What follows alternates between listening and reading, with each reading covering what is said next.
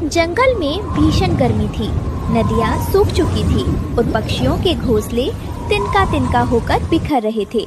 रानो चिड़िया अपनी बेटी गुड़िया के साथ एक पेड़ तिनकों के घोंसले में बैठी थी। मम्मा, प्यास लगी है और ये घोंसला भी चुभ रहा है।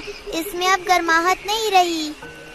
हिम्मत मत हारो बेटा, हम एक ऐसी जगह ढूंढेंगे जहाँ ना भूख होगी ना प्यास, बस थोड़ा सा सफर और। रानो ने गुड़िया को अपने पीठ पर बिठाया और एक ठंडी वादी की तलाश में उड़ चली। उड़ते उड़ते वे एक ऐसी घाटी में पहुँचे जहाँ दोस्तों, ये रहे हमारी आज की वीडियो के प्यारे सब्सक्राइबर्स और फॉलोअर्स के नाम।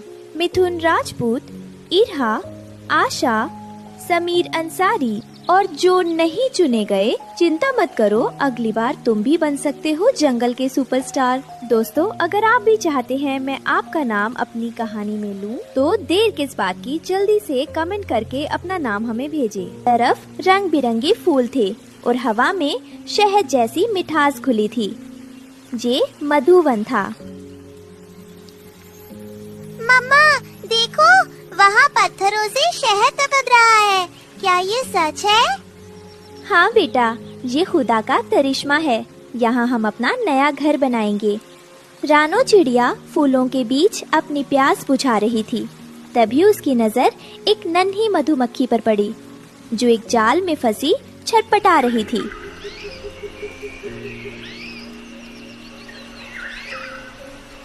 रानो चिड़िया दया दिखाते हुए अपनी चोंच से जाल काटकर उसे आजाद कर दिया। धन्यवाद चिड़िया रानी, आपने मेरी जान बचाई। मैं इस छत्ते की महारानी हूँ। बताइए, मैं आपके लिए क्या कर सकती हूँ? महारानी, मुझे और मेरी बेटी को रहने के लिए एक ठिकाना चाहिए। हमारे पास कोई घर नहीं है। क्या आप मुझे थोड़ा मोम और शहद दे सकती हैं? मैं एक छोटा सा घर बनाना चाहती हूँ। सिर्फ थोड़ा क्यों? आपने मेरी जान बचाई है। हम अपनी सहेलियों के साथ मिलकर आपकी मदद करेंगे। हम आपको वो जादुई मोम देंगे जो हमारे छत्ते को मजबूत रखता है। अगले कुछ दिन तक रानो चिड़िया और मधुमक्खियाँ मिलकर काम करने लगी।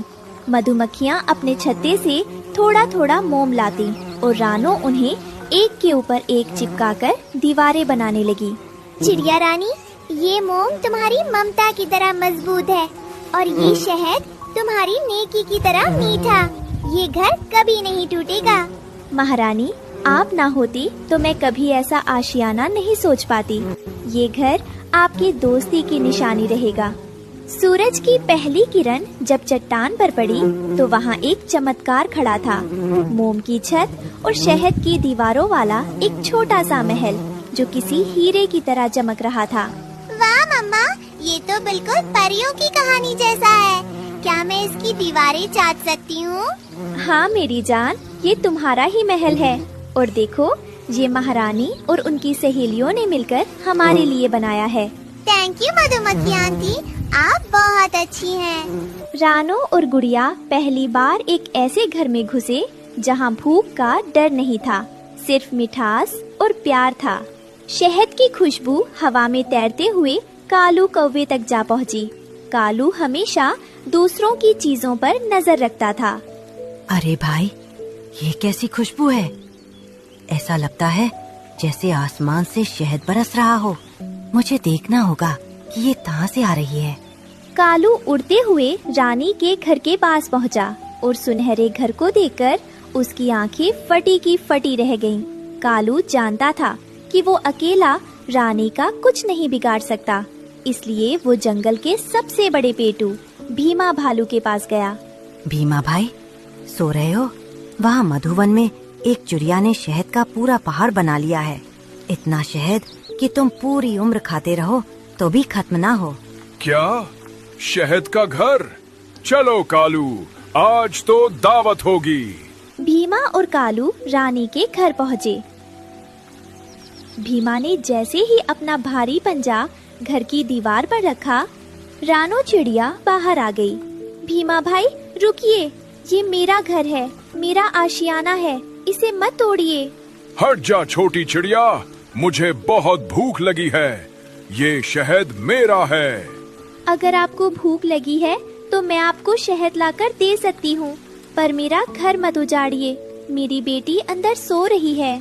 भीमा ने एक ना सुनी और घर का एक कोना तोड़कर शहद चाटने लगा। रानो चिड़िया बेबसी से रोने लगी। घर हिलने लगा था। गुड़िया अंदर डर से कांप रही थी। दीवारों से शहद टपकने लगा था।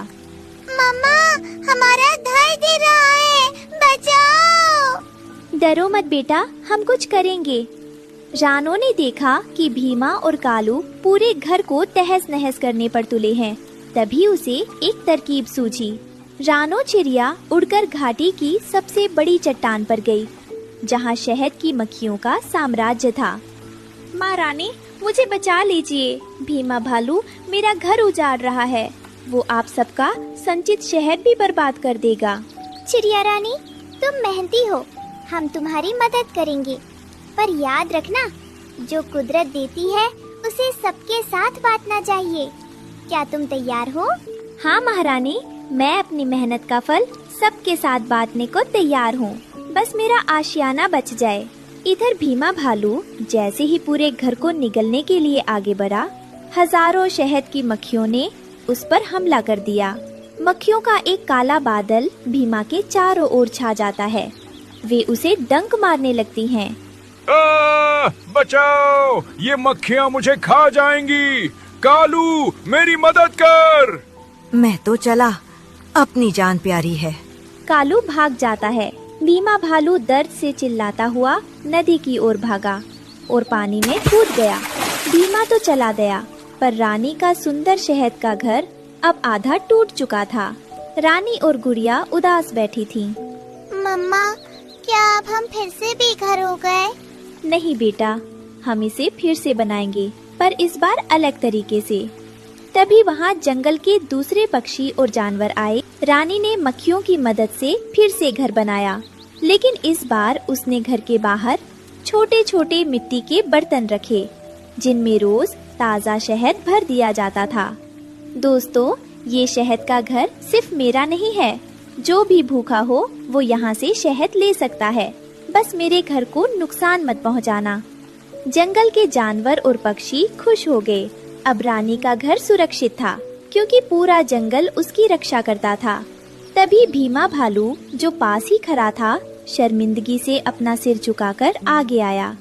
रानो चिड़िया, मुझे माफ कर दो। मैं तुम्हारा घर तोड़ने आया था, पर तुमने मुझे शहद का हिस्सा देकर मेरा दिल जीत लिया।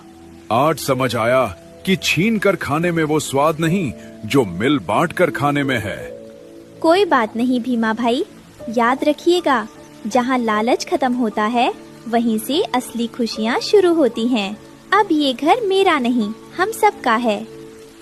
उस दिन रानो चिड़िया ने सीखा कि अपने सुख को दूसरों के साथ बांटने से वो कम नहीं होता, बल्कि और बढ़ जाता है।